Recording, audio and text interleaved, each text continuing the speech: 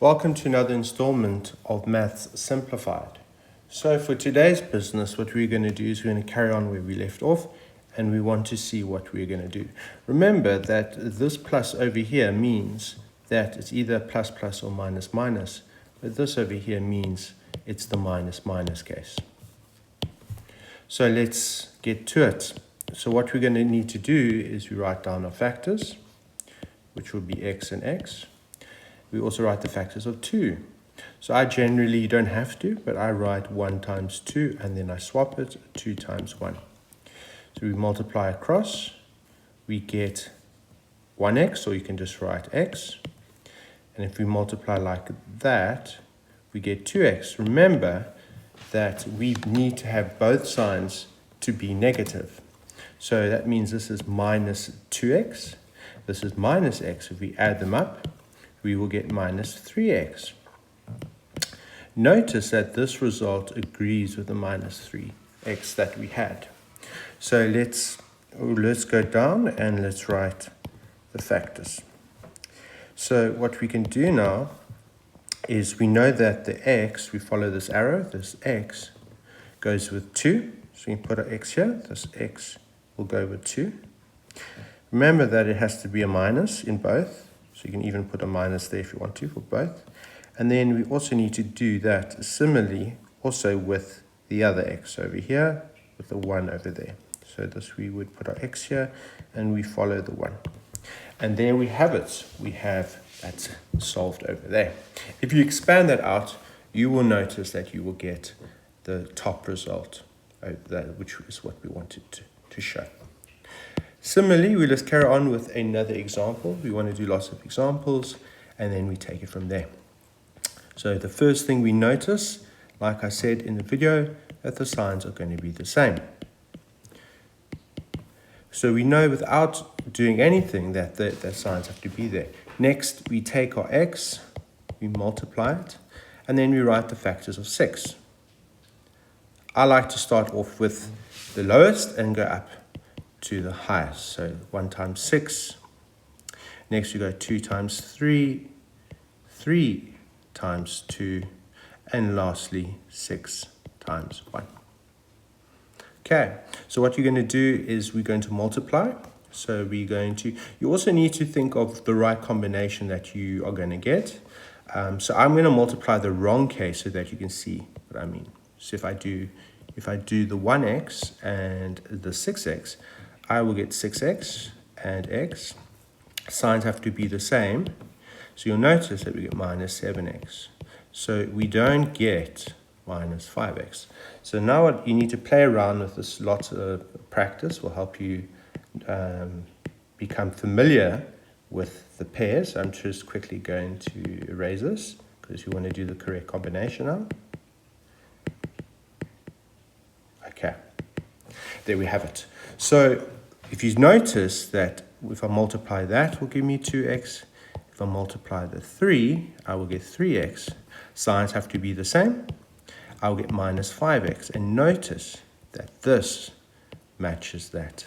So inside, we know that if I just use a different color, that this x must multiply 3. So I put my x here. This x must multiply 3. Similarly, this x over here must multiply 2. So you put your other thing, the x must follow the 2. And there you have it. If you expand out, you will see that you get the original trinomial. Okay, so let's go on to this case over here. So let's take it from here. So now, right, we do the same kind of story. We write down the factors of x. We know that both are inside going to be negative. We write the factors of 12. So you go here, 1 times 12, then you go up to the next highest, 2 times 6. Then over here, we're going to go the next one, 3 times 4, 4 times 3. And then after that, we're going to go 6 times, 2, so I made a mistake here, and then we're going to go 12 times 1. So you see, if you have bigger numbers, you're going to have lots of factors that you need. And remember that this is just a lot of practice. Okay, so I know, so as I showed with in the previous example, number 2, that you could get combinations that are wrong. I'm going to do the correct one, so you need to just play around with it and see if it works. So if I go x and 2, this will give me 2x. If I go x and 6, this will give me 6x. Signs have to be the same. There we have it. If we subtract them, we get minus 8x. So that agrees with our top result over here.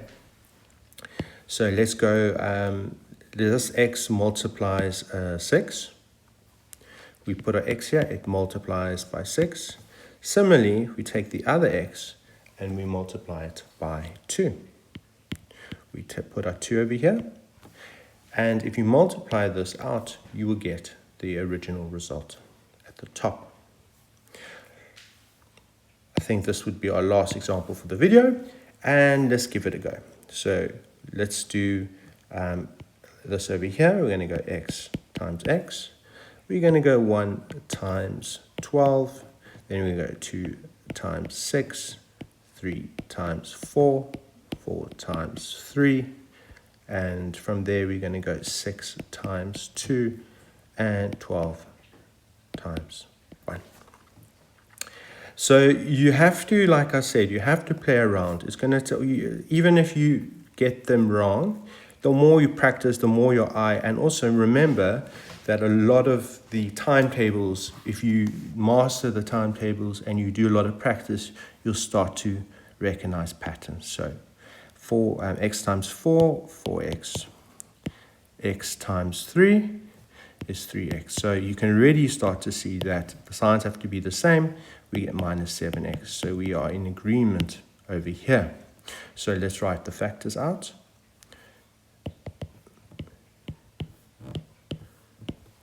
So we know that this x over here must multiply 3. Similarly, the x over here must multiply 4. Signs must be the same. If you multiply that out, you will notice that you get the original result. So let's quickly maybe just do that as an example, maybe just use a different color just to confirm. So if I go like that over there, the first one, I get x squared. If I go like that, I get minus 3x. If I do the inner, I will get minus 4x. And I go over here, negative times a negative is a positive. 4 times 3 is 12. If I tidy up the middle term over there, what I will see is I will get, let's just tidy this up. We'll get x squared minus 7x plus 12. And in fact, this confirms that we've actually got the right pairs. Lastly, let's do this one. This one's a little bit harder, but I think the more you do it, the easier it will become. So let's go, this, you can get a lot more complicated ones than this, but it's also sometimes it's good to build yourself up. So you start from this and then you work your way to more complicated examples. Okay. So I go down here, I'm going to put here the factors, 2x, and I put x like that. I write 1 times 2, 2 times 1. And now what I'm going to do is I'm going to cross multiply.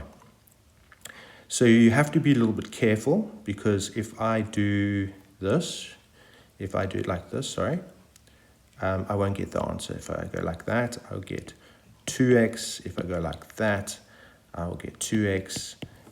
Signs are the same. You get minus 4x. You do not get the minus 5x. So you see, you have to be a bit careful. It's a lot easier, this one, because it's only a 1 and 2. But if you've got a very big number, it can get a lot more complicated than that, especially if there's a coefficient in front of the x squared term like we have. So then again, it just also comes down to a lot of practice. Okay, so now what I'm going to do is I'm going to multiply the right combination. That will give us 4x. That will give us x. Signs must be the same. Negative 4x minus x will give us negative 5x. So in fact, we know that we get the middle term. So let's make our brackets. We write our 2x. What is our 2x multiplying? It is multiplying 2, if you follow this arrow. Also, the other x is multiplying 1. The other x is multiplying 1. And there you have it. If you multiply out, you will get the original result. I hope you found this informative. I hope if there's anything that I failed to mention, please mention in the comments. And next we'll carry on to a situation where your last term is negative, and we'll see 2 other cases where there's a difference in sign. But besides that, enjoy your day.